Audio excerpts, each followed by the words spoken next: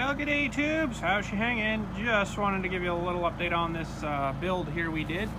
For the gen building, I got the gen in there now, and I'm not super 100% happy on my door, but it's a little tight, but it will shut, mostly. There. It's a little tight, but I can shave her down a little more if I have to. Unfortunately, my squareness wasn't bang on perfect, so I had to kind of adjust the door and make it kind of work, and it does, but it's not exactly the way it should be, but it's in there and running. I think it was actually starting to run out of air. That's funny in there. It's that tight in there, I guess. I should probably have vent holes. I didn't put any vents or anything in it anywhere, but it sounded like it was kind of hitting bang, bang, bang. As soon as I opened the door, it seemed to be all right. So it's probably sucking in its own, carbon monoxide air there, right? But probably when I'm running it, though, I'll leave the door open anyways. If, whenever we need it. Interested to see if that actually does kind of shut off.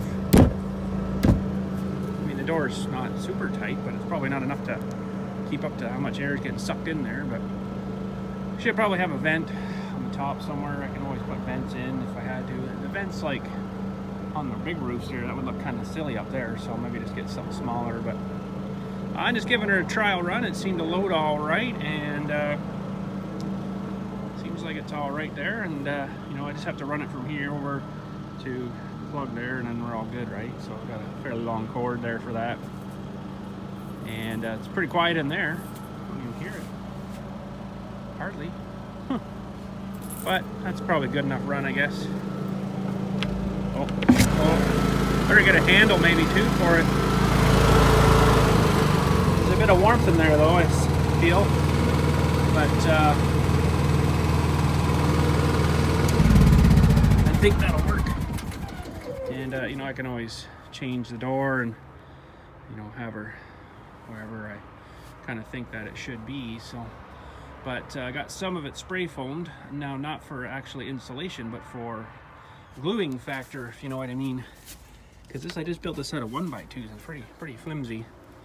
And it's kind of screwed down to the plywood, which is screwed down to the skid and it's screwed through, but it's still got some floppy there, if you know what I mean. So I had a couple of pieces braced. That way that worked good, but now the door comes in and hits, I got this same distance as here, while the plywood comes in, it's about there, so it ends up hitting those pieces of wood. So that didn't work. I wanted to do the door as the ramp, so it would ramp down. That didn't work either. Only the way I was trying to mount it, it would only open. It's just the way the hinges are, right?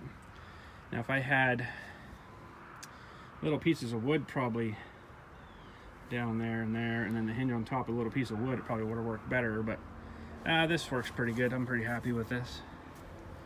I think that'll mostly be good. It's a little bit snug, but it's because it's kind of leaning a little bit. Hopefully it's going to be strong enough. I wanted to get some more spray foam in there, but I just haven't got to it yet. So hopefully she's all right, doesn't collapse on it. It shouldn't, but I don't know. I wanted to get everything spray foamed real good, and then even maybe some up top.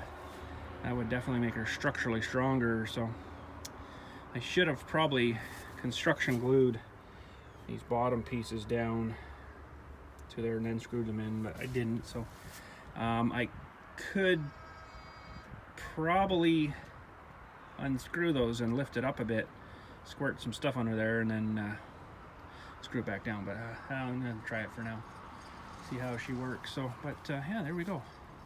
Just want to give you a little update on the gen shed, and it should be all good to go. Sweet. Catch you all later.